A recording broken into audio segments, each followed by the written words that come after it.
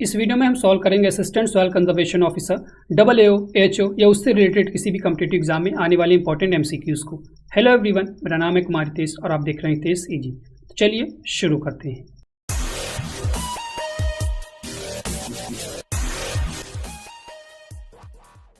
Question number 1, world water conservation day is celebrated on. जो world water conservation day है वो किस दिन मनाया जाता है? 5 दिसंबर को, 23 मार्च को, 22 मार्च को या 16 सितंबर को। ठीक है, तो करेक्ट ऑप्शन क्या हो जाएगा? ऑप्शन नंबर सी, 22 मार्च को। जो वर्ल्ड वाटर कंजर्वेशन डे है वो 22 मार्च को मनाया जाता है। अगर आपसे पूछ ले सॉइल डे कब मनाया जाता है तो 5 दिसंबर। ठीक है, 5 दिसंबर को क्या मनाया जाता है? Soil day. ठीक है, याद रखिएगा, काफ़ी इंपॉर्टेंट है।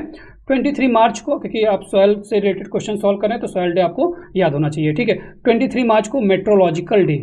ठीक है, मेट्रोलॉजिकल डे कब मनाया जाता है? 23 मार्च को, तो ये भी चीज़ याद रखना है। 16 सितंबर को ओजोन डे मनाया जाता है, ओजोन डे। अगर यहीं पर आपसे पूछ ले 16 अक्टूबर को तो क्या हो जाएगा? World food day. ठीक है, ये कब मनाया जाता है?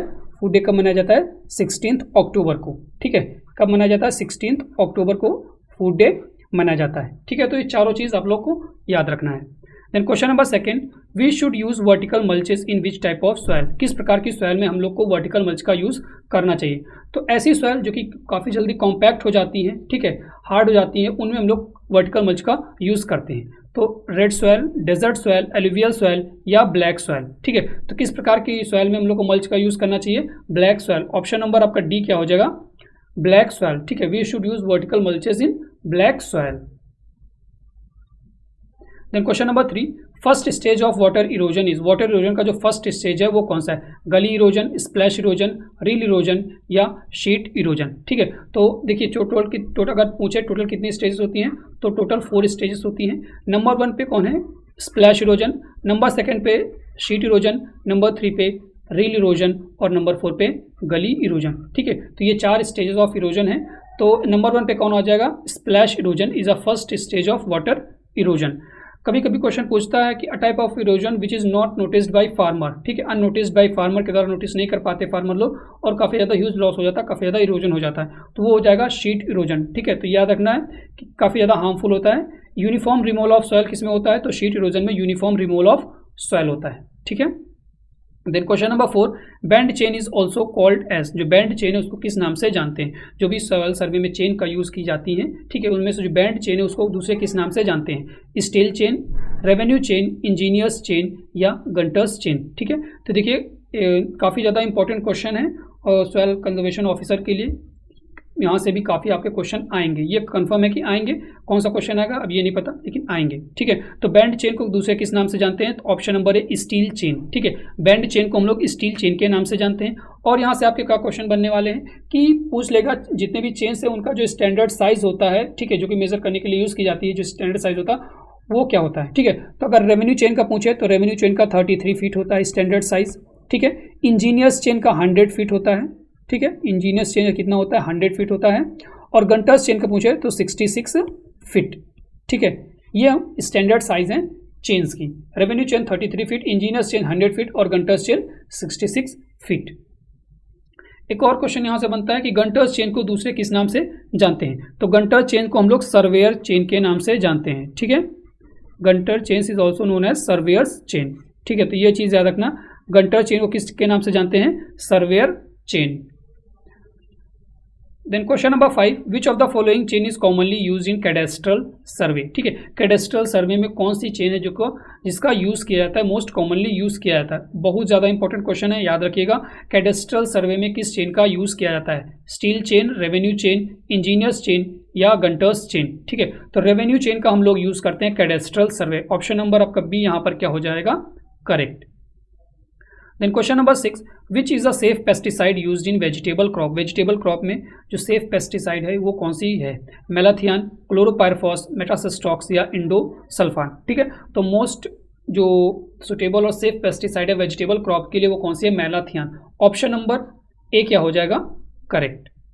Then question number 7, what is the objective of mix farming. Mix farming का जो ऑब्जेक्टिव है वो क्या है? Subsistence, high income, higher production या नन ऑफ दी अबव। ठीक है, तो काफ़ी बच्चे गलत करके आते हो सकता है हाई इनकम या हाई प्रोडक्शन मार के चले आए, लेकिन नहीं, तो उसका मिक्स फार्मिंग का जो ऑब्जेक्टिव क्या है, सब्सिस्टेंस। ठीक है, ऑप्शन नंबर ए क्या हो जाएगा, correct. Then question number 8, SSP is produced by the reaction of rock phosphate with, जो एसएसपी है सिंगल सुपर फॉस्फेट, वो रॉक फॉस्फेट का किस चीज़ से रिएक्शन करके प्रोड्यूस की जाती है। ठीक है, HNO3, H3PO4, H2SO4 या HCl। ठीक है, काफ़ी इंपॉर्टेंट क्वेश्चन है, काफ़ी डीप क्वेश्चन है ये, तो हो सकता है पूछा जा सके। तो रॉक फॉस्फेट का किस चीज़ से हम लोग रिएक्शन कराते हैं तो एसएसपी प्रोड्यूस होता है। ऑप्शन नंबर सी क्या हो जाएगा, H2SO4। H2SO4 का रॉक फॉस्फेट से हम लोग रिएक्शन कराते हैं तो एसएसपी प्रोड्यूस होता है। ठीक है, अब एसएसपी सिंगल सुपर फॉस्फेट, यहाँ से क्वेश्चन आपके क्या बनने वाले हैं, कैल्शियम परसेंटेज कितना होता है। ठीक है, एसएसपी में पूछता है कि कैल्शियम परसेंटेज कितना होता है, तो 19% कैल्शियम होता है। सल्फर पूछ ले तो सल्फर कितना परसेंट होता है, तो सल्फर 12% होता है। और एक ये फॉस्फेटिक फर्टिलाइजर है तो इसमें फॉस्फोरस भी होगा, तो फॉस्फोरस पूछ ले तो फॉस्फोरस होता है 16%। ठीक है, phosphatic and water soluble fertiliser है जहाँ पे कैल्शियम 19%, सल्फर 12% और फॉस्फोरस हमारा कितना होता है, P2O5 16%। देन नेक्स्ट क्वेश्चन है question number 9, maximum fixation of phosphate occurs in soil under the soil order. ठीक है, किस सॉइल ऑर्डर में जो सबसे ज़्यादा फिक्सेशन होता है फॉस्फोरस का, फॉस्फेट का। ठीक है, अल्फीजोल, एंडीजोल, ओल्टीजोल या वर्टिजोल। ठीक है, तो ऐसी सॉइल जिसमें आयरन और एल्युमिनियम का कंसंट्रेशन ज़्यादा पाया जाता है वो उसमें जो फॉस्फोरस का फिक्सेशन है, फॉस्फेट का फिक्सेशन है वो ज़्यादा होता है। ठीक है, तो यहाँ पर ऑप्शन नंबर ए आपका क्या हो जाएगा, अल्फीजोल। ठीक है, अल्फीजोल यहाँ पर ऑप्शन नंबर ए क्या हो जाएगा, मैक्सिमम फिक्सेशन किस में होता है, अल्फीजोल अप्रॉक्सीमेट 84 to 80% के आसपास फिक्सेशन होता है। ठीक है, सबसे ज़्यादा किस में होता है, अल्फीजोल में। ठीक है, लेकिन अगर अल्फीजोल कभी ना दिया रहे तो ऑक्सीजोल अगर दिया रहे तो वो भी आप लोग करेंट ऑप्शन मार के आइएगा। ठीक है, ऑक्सीजोल, तो ये चीज़ भी याद रखिएगा। Then question number 10, which water erosion is known as death of farmers. ठीक है, किस वाटर इरोजन को डेथ ऑफ फार्मर्स के नाम से जानते हैं, splash erosion, rill erosion, sheet erosion या नन ऑफ दी अबव। ठीक है, काफ़ी इजी क्वेश्चन है और इंपॉर्टेंट क्वेश्चन भी है, मैंने इसका पहले आंसर बताया हुआ है। अगर आपने पिछली वीडियोस नहीं देखी हैं तो लिंक डिस्क्रिप्शन में मिल जाएगा, तो वहाँ से जाकर आप वो वीडियोस देख लीजिए और ज़रूर देख लीजिएगा क्योंकि इंपॉर्टेंट क्वेश्चन वहाँ पर मैंने सॉल्व कराए हुए हैं। ठीक है, तो इसको आप लोग को कमेंट बताना है। ठीक है, इसको आप लोग कमेंट कीजिएगा कि इसका सही ऑप्शन क्या होने वाला है। ठीक है, पिछले वीडियो में कुछ बच्चों ने कमेंट किया था सही आंसर क्या होगा, तो यहाँ पे कमेंट कीजिएगा कि सही आंसर क्या हो जाए, कौन सी इरोजन को डेथ ऑफ फार्मर के नाम से जानते हैं। Then question number 11, which type of mulch is common in guava crop. Guava crop में कौन सी मल्च है जो कि मोस्ट कॉमन है, organic mulch, black polythene, sawdust या सॉयल मल्च। ठीक है, तो अगर गुआवा क्रॉप में बात करें तो organic mulch is most common, option number A क्या हो जाएगा, correct. Then question number 12, most of the soil microorganism is. ठीक है, जो most of the soil microorganism है वो क्या है, साइक्रोफाइल्स है, मेजोफाइल्स है, थर्मोफाइल्स है या ऑल ऑफ दी अबव। ठीक है, तो most of the soil organism वो कैसे हैं, मेजोफाइल्स। ठीक है, ऑप्शन नंबर बी क्या हो जाएगा, करेक्ट। ठीक है, ह्यूमन बॉडी का टेम्परेचर कितना होता है 37, तो उसी के आसपास ये भी रहते हैं मेजोफाइल्स, तो most of the soil organism क्या होते हैं, मेजोफाइल्स होते हैं।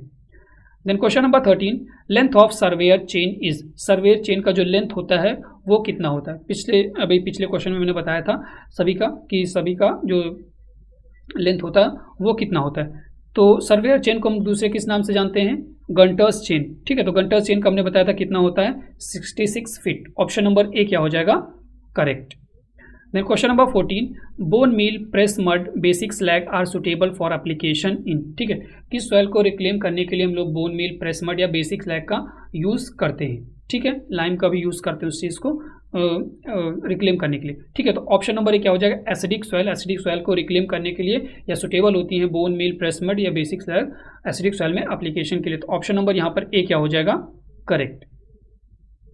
Then question number 15, which horizon is known as horizon of washing out. काफ़ी ज़्यादा इंपॉर्टेंट क्वेश्चन है, तो ध्यान से सुनिएगा पूरा क्वेश्चन, जो चीज़ बताऊंगा लिख लीजिएगा। ठीक है, किस हॉराइजन को हॉराइजन ऑफ वॉशिंग आउट के नाम से जाना जाता है, ओ हॉराइजन, ए हॉराइजन, बी या सी।